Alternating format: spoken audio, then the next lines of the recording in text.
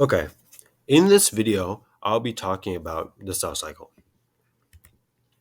So right here, you have the DNA, and the DNA wraps around this right here, which is called a histosome. And a histosome is a protein which functions literally to have the DNA wrap around it so then it can form a complexity called a nucleosome. And the nucleosomes will then form a long chain, which is along here. These are all made of nucleosomes around here. And this long chain of nucleosome is called chromatin. But since chromatin is like so long, it needs to further condense into what is called right here a chromosome. And it does this so that when it's going through mitosis, it's able to move the chromosomes easier, meaning it can move the DNA easier, which allows it to be able to do its job more efficiently than having the long coiled up like DNA chromatin in the cell. So this is the chromosome. And once the cell replicates the DNA, it has two identical DNA structures, which are called sister chromatids. And there's one on the right and there's one on the left. Each one of these is sister chromatid. And the sister chromatids each have what's called a centrochore. And a centrochore is a protein that allows the spindle fibers during mitosis to bind to it, which allows for the splitting of the two sister chromatids into two chromosomes, because once the chromatids are split, they become their own separate chromosomes because they're large masses of DNA. And this this middle structure right here is called the centromere. And the centromere is pretty much just where the sister chromatid attach to each other at the nearest point. So they attach right here, pretty much at the nearest point to each other. And this is what allows them, when they pull apart with spindle fibers, to split like that, because they're so like connected at that one point that it allows them to just break apart. So overall, there's two types of cells. First is a somatic cell, and the somatic cell makes up most of your body cells, like your muscles and your hair cells and your nerve cells. And all of those divide through mitosis. And they do this in order to split down into two identical diploid daughter cells. And a diploid cell is saying that it has two sets of chromosomes in the cell, one from your father and one from your mother. So that's what it's doing here. This is pretty much the end of mitosis, where it's finally splitting off into two cells. And there's another type of cell called gametes. And gametes make up your reproductive cells. And they divide through a different process called meiosis, which is pretty much an extended version of mitosis, where it goes through the phases again. But what's special about this is, instead of having only two daughter cells in the end, it has four daughter cells. And the four daughter cells only have one set of chromosomes in them because they are haploid. Okay. This long orange phase is called interphase, and it makes up most of the cell cycle, taking up about 90% of it. So they're in it for a long time. And during interphase, they go through this first step called G1. And G1 is where the cell pretty much grows and does its normal jobs that it typically has to do. And it's growing so it can get to a point where it's big enough to do the synthesis, which is S phase. So in S phase, it does the synthesis of the DNA, which allows for the next step to occur, which is G2, where it's doing its final bit of growth necessary. and its last preparations it needs to do in order to be ready for mitosis. So once it completes interphase, it's ready to go off into mitosis. And in mitosis, it has to go through various steps in order to split the chromosomes and move them to the ends of the cell so that they'll be split into two cells in cytokinesis. So they'll be identical to the parent cell because you don't want them to be different because you're trying to have your same cells be the same after division, which is why it has to go through all these complicated steps to make sure everything stays the same. So I'm going to explain mitosis in more depth right now. The first phase of mitosis is prophase. And prophase, it has the chromatin, which is being more condensed, and the centrosomes, which are right here. There's two of them. They start moving away from each other to get to the opposite ends of the nucleus. And as you can see right here, the yellow lines represent the spindle fibers, and these spindle fibers are starting to form once prophase is begun. The next phase is prometaphase. And prometaphase is an in-between stage of prophase and metaphase. So in prometaphase, the nuclear envelope, which was this area and is now fragmented, it does this so that the centrosomes and their spindle fibers can move their way into the nucleus's area so it can begin to attach to the kinetic chores on the chromosomes there. So right here and here, they start to begin to move into this area and start to connect up so it can get ready for the next phase, which is metaphase. So this right here is metaphase. The centrosomes are now on opposite sides of the cell. So one's up here and one's up here. And the spindle fibers are attached to each of the kinetochores on both sides, on each one of these chromosomes, so that they will all be ready to move on to the next phase. And they're all lined up in the middle. And this middle area is called the metaphase plate. So once they're all lined up here, it's ready to move on to the next phase, which is anaphase. And in anaphase, the centrosomes and their spindle fibers begin to move apart, like pulling back almost. So they're shortening the spindle fibers in order to pull against each other. So in this, when they're trying to pull against each other, the force of them both pulling on both sides causes them to break into separate chromosomes. So these are now separate chromosomes. And it begins to pull them away to separate ends of the cell, which is separate poles. And as you can see, the length from here to here on this cell versus when it's in this part of metaphase is longer on this one. And that's because the cell is now elongating because it's trying to move to the separate ends of the cell. So now it moves on to telophase. And telophase, the nuclear envelope begins to reappear, which you can see kind of right here. And the chromosomes, since they're no longer needed to be super condensed, they begin to uncondense back into chromatin.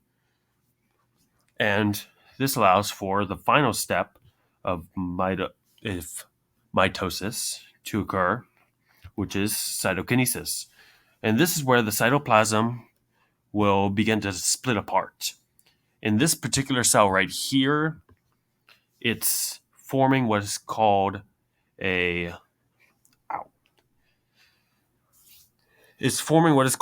cleavage furrow, which is pretty much when they pinch apart because of how they pull apart from each other. So it's pretty much pinching down and then it splits off into two separate ones. But if this was a different type of cell, such as a plant cell, it would be a different process where the vesicles of the cell would line up on the middle of the cell and begin to form a wall-like structure called a cell plate. And once the cell plate forms, cytokinesis is complete. So in this one, you can see the cleavage furrow, which is right here, and is pinching it apart. And then in this one, you can see the vesicle starting to line up along the middle, which is the cell plate, and it's doing this so eventually it will be a whole entire straight line down the middle. So then they're two separate cells now.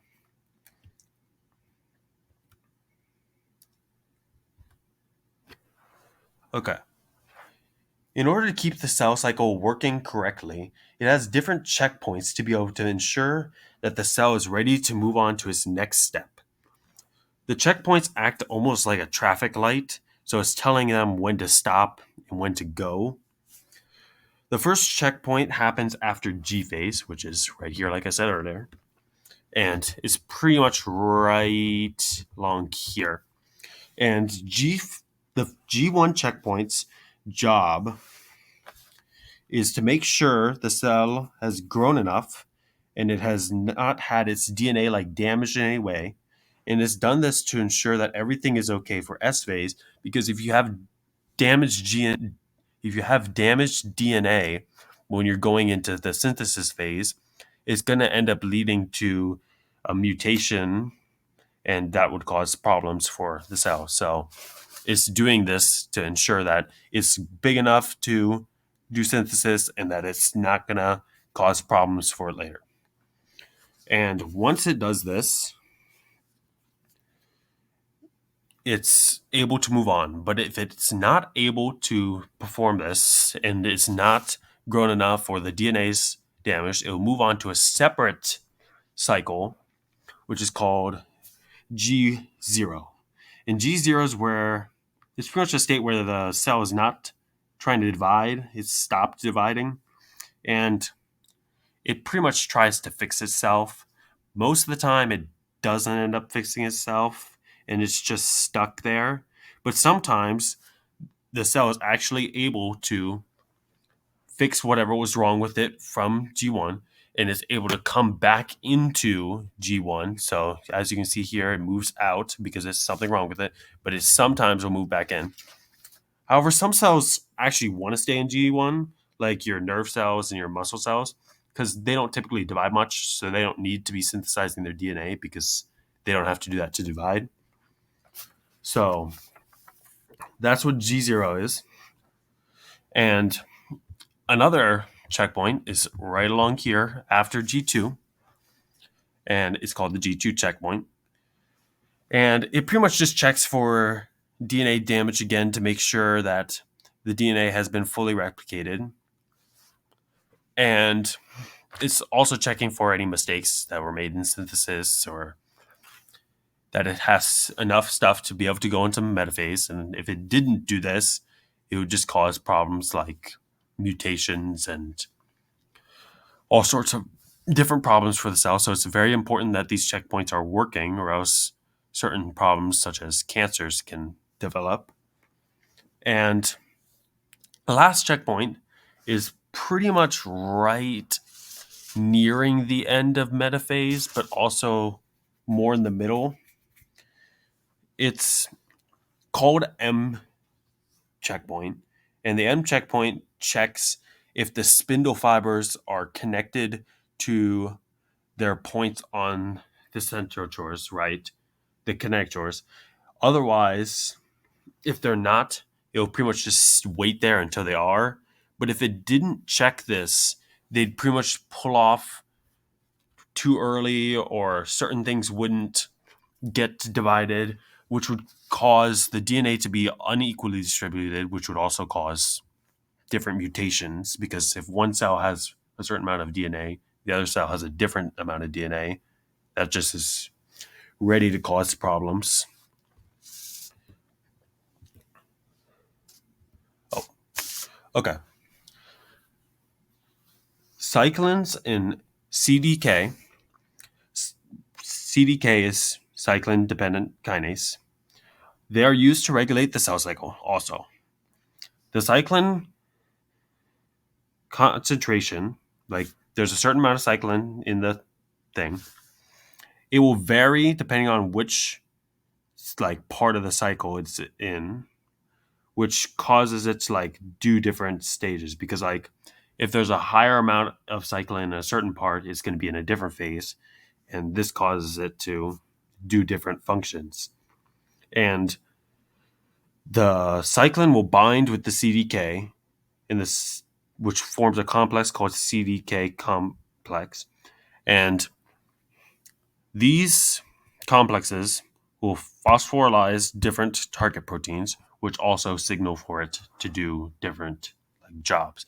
And the CDK in the cell in this is a constant amount; it doesn't change, which is why when there's certain like varied amounts of cyclin, since the CDK is dependent on the cyclin in order to work, it causes there to be different signalings that allows the process to occur differently, causing different phases to go on and off. Oh, okay.